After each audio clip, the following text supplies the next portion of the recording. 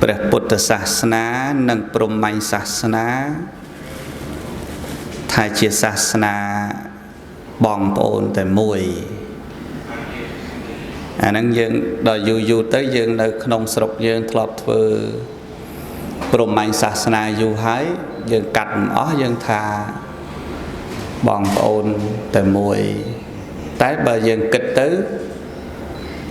មិនមែនបងប្អូនតែមួយទេគឺខុសគ្នាស្រឡះពួកបងប្អូនវាមានស្តៀងគ្នាដែរណាញោមបងប្អូនបកើតណាញាតិញោមជឿថាស្តៀងគ្នាទេបងប្អូនបកើតស្តៀងរូបរាងស្តៀងច្រមុះស្តៀងភ្នែកស្តៀងមាត់សំឡេងក៏ស្តៀងតែបើព្រហ្មញ្ញសាសនានិងព្រះពុទ្ធសាសនាអត់មានស្តៀងទេខុសគ្នាព្រហ្មញ្ញសាសនាទូលមានមនុស្សឲ្យពឹងផ្អែកទៅលើជំនឿជឿទៅលើព្រះវិស្ណុព្រះសិវៈនិងព្រះព្រហ្មធ្វើទៅយើងបានទៅនៅឋានខ្ពស់មួយជាមួយនឹងព្រះវិស្ណុព្រះសិវៈធ្វើអញ្ចេះទៅបានព្រះសិវៈជួយតាមថែរក្សាឃើញទេធ្វើអញ្ចេះទៅបានព្រះព្រហ្មព្រះសិវៈព្រះវិស្ណុនឹងជួយអញ្ចឹងបើយើងធៀបមកលើពុទ្ធសាសនាវិញព្រះពុទ្ធអត់ប្រាប់យើងថាធ្វើអញ្ចេះទៅចាំព្រះជួយធ្វើអញ្ចេះទៅបានជួបព្រះបានយកអំពើបាបចេញអំពីខ្លួនឃើញទេព្រះពុទ្ធអត់ទេព្រះពុទ្ធគឺចង្អុលបង្ហាញប្រាប់ពីផ្លូវប្រាប់ពីចំណុចដែលខ្លួនឯងទទួលបានជោគជ័យចំណុចដែលខ្លួនឯងបរាជ័យប្រាប់អំពី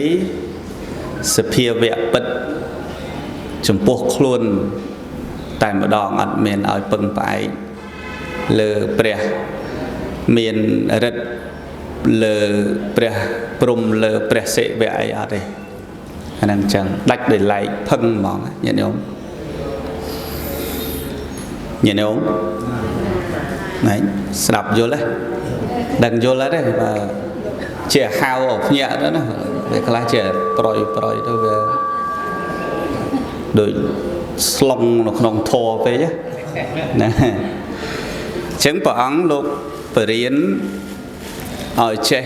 មានខ្លួនឯងជាបងឯង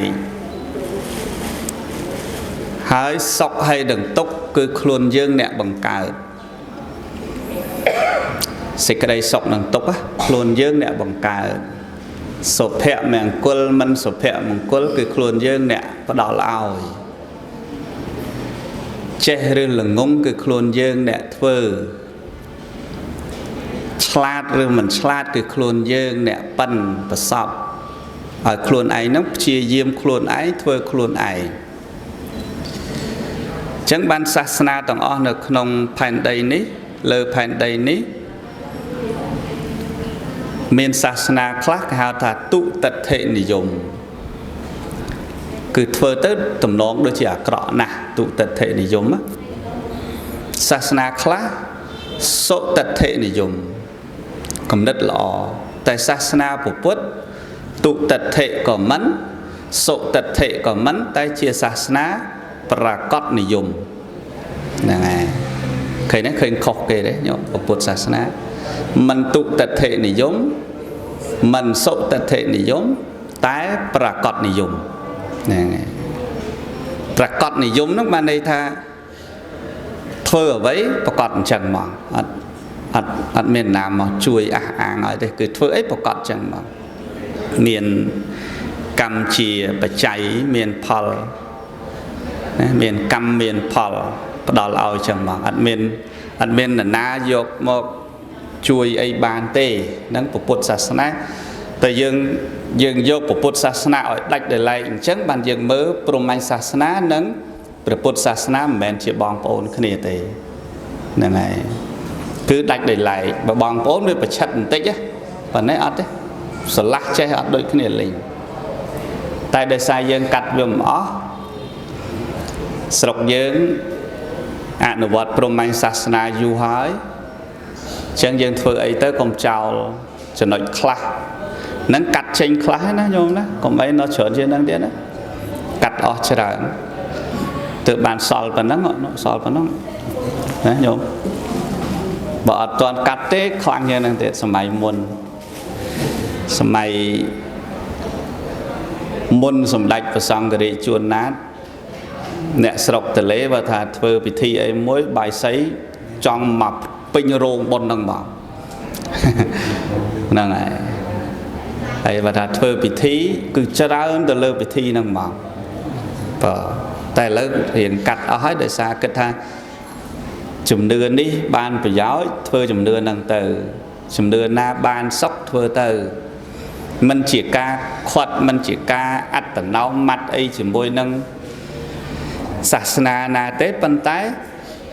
ធ្វើអីបានសុខញាតិញោមធ្វើទៅបើធ្វើមិនបានសុខកុំចំណាយពេលធ្វើអីមិនអញ្ចឹងហ៎ញាតិញោមធ្វើឲ្យសុខមិនមានពៀហើយមិនមានរឿងធ្វើទៅហើយបើធ្វើឲ្យមិនសុខទេហើយមានពៀទេអាហ្នឹងកុំធ្វើអីតែប៉ុណ្ណឹងមានអីមែនទេញោមសំបីតែព្រះមុននឹងត្រាស់ដឹងក៏គង់តែនាងសុជាតាទៅបន់ស្រន់បួងសួងដែរប៉ុន្តែការបន់របស់នាងសុជាតាបន់សុំបានប្តីដែលមានវណ្ណៈស្មើគ្នាសុំឲ្យបានកូនប្រុសមុនហើយបើពិតដូចមាត់ប្រកាសដូចថាខ្ញុំម្ចាស់នឹងសែនបំណែនរាល់ឆ្នាំនៅនឹងដើមជ្រៃហ្នឹងតែស្រាសុំអញ្ចឹងទៅវាពិតអញ្ចឹងមែនបានប្តីមកស្អាតដូចលោកកាកដាយ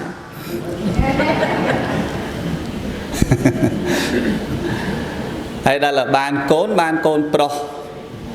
កូនប្រុសមួយឈ្មោះយុសៈកលបុត្រឈ្មោះអញ្ចឹងដល់បានអញ្ចឹងមែនរាល់ឆ្នាំគាត់ធ្វើអញ្ចឹងមួយឆ្នាំគាត់ធ្វើម្ដងព្រោះគាត់សុំអញ្ចឹងបានហើយណាតែបើសុំមិនបានអាហ្នឹងបើថាដឹងធ្វើទៅអីបើសុំអីមិនបានផងហ្នឹងយល់ទេអាហ្នឹងមិនឲ្យដាច់ទេបើថាមិនដាច់សុំបានធ្វើហ្នឹងបើថាធ្វើមិនបានអត់ឃើញបានផលអីទេអាហ្នឹងបើយើងចំណាយពេលទៅធ្វើទៀតវាខាតពេលវេលាមែនទេយល់ទេអញ្ចឹងដូចគ្នាព្រះពុទ្ធសាសនាជាសាសនាប្រកបនិយមហូបបាយឆ្អែតនរណាហូបនៅនឹងឆ្អែតនរណាកាន់ភ្លើងនៅនឹងអាលៀកហើយនរណាធ្វើបាបនៅនឹងបានបាបនរណាធ្វើបុណ្យនៅនឹងបានបុណ្យអញ្ចឹងប្រកបនិយមអញ្ចឹងគឺអត់មានលើនរណាមកខាប់មកស្ដោះមកផ្លុំមកព្រោះអីឲ្យបាត់ទេអត់មានទេហ្នឹងពុទ្ធសាសនាណាញាតិញោមហ្នឹងកុំយកពុទ្ធសាសនាមកលោកឡំណានិយាយគ្នាហើយកុំយកមកលោកឡំព្រោះមួយរយៈនេះឃើញយកពុទ្ធសាសនាមកលោកឡំជាមួយនឹងជំនឿហ្នឹងច្រើនអញ្ចឹងកុំយកពុទ្ធសាសនាយកមកលោកឡំព្រោះពុទ្ធមិនមែនបង្រៀនឲ្យធ្វើចឹងទេណាញាតិញោមឥឡូវហ្នឹងឃើញគ្រូបារមីច្រើនណាមានទាំងគ្រូស្រីមានទាំងគ្រូប្រុសមានទាំងគ្រូមានពុកមាត់គ្រូអត់ពុកមាត់មានទាំងគ្រូដែលងូតទឹកគ្រូអត់ដែលងូតទឹកមកសិតអ្នកខ្លាំងប៉ុន្តែកុំយកពុទ្ធមកបន្លំជាមួយពុទ្ធអត់ដឹងទេរឿងនេះព្រះពុទ្ធមិនដែលបង្រៀនបរិស័ទឲ្យជ្រួលជ្រើមឲ្យមានមង្គលណាដែលភ្ញាក់ផ្អើលចឹងទេអាហ្នឹងសច្ចភាពពិតប្រកបណាញាតិញោមណាកុំថាអាត្មាចេះតែថាទៅមើលកពីមើលដីកាអីថែមទៅពុទ្ធគឺបង្រៀនមនុស្សឲ្យមានហេតុនឹងមានផលច្បាស់លាស់អត់ អត់ឲ្យពឹងផ្អែកលើអ្វីទាំងអស់រហូតដល់ព្រះអង្គសម្ដែងថាអត្តាហេអត្តណោនាថោខ្លួនទីពឹងខ្លួនឃើញទេអត្តាហេអត្តណោនាថោខ្លួនទីពឹងខ្លួនប៉ុន្តែក្នុងសេចក្តីនៃព្រះអដ្ឋកថាលោកពយលមាន2អញ្ចឹងច្រើនតែពាក្យមួយហ្នឹងយើងច្រឡំថាខ្លួនទីពឹងខ្លួនរៀងដូចភ្លាវប៉ុន្តែមានក្នុងអត្ថន័យមាន2មួយគេហៅថាទីពឹងខាងក្រៅមួយគេហៅថាទីពឹងខាងក្នុងឃើញទេញោមអាទីពឹងខាងក្រៅគឺសំដៅទៅលើការពឹងផ្អែកកូនត្រូវតែពឹងផ្អែកមេដាបិតាបើអត់ពឹងផ្អែកមេដាបិតាបានណាចាំឲ្យរស់ឃើញទេញោមសិស្សត្រូវពឹងផ្អែកលើគ្រូបើអត់ពឹងផ្អែកលើគ្រូធ្វើម៉េចបានចេះឃើញទេ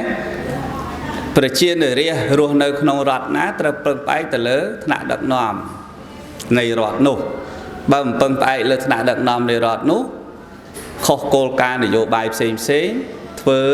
ខ្វះការគិតផ្លត់ស្នៀតស្លាប់អស់ជាង3លានអ្នកដោយលោកតាប៉ុលពតឃើញទេព្រះសម្មាសម្ពុទ្ធនិងពុទ្ធបរិស័ទចឹងដែរបើមិនមានពុទ្ធបរិស័ទជាទីពឹងទីរលឹកសម្រាប់នាំផ្លូវយើង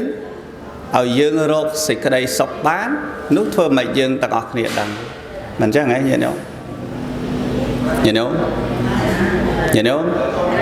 មែនហ្នឹងអាហ្នឹងបើអត់រស់ពឹងអញ្ចឹងមិនកើតអញ្ចឹងបានន័យថាពឹងនេះមិនមែនអត្តាហេអត្តណោនាថោ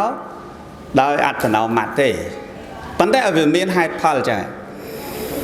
ឥឡូវដូចយើងធ្វើការអញ្ចឹងបើយើងមិនប្រស្រ័យគ្នាថៅកែម្នាក់ឯងទៅមិនរួចមិនអញ្ចឹងហ៎ញាតិញោមឥឡូវយើងគិតពីថៅកែសិនថៅកែមិនអាចចេញភ្លាមទៅជាថៅកែភ្លាមទេឯបុគ្គលិកចេញភ្លាមក៏មិនមែនទៅជាបុគ្គលិកភ្លាមដែរបើអត់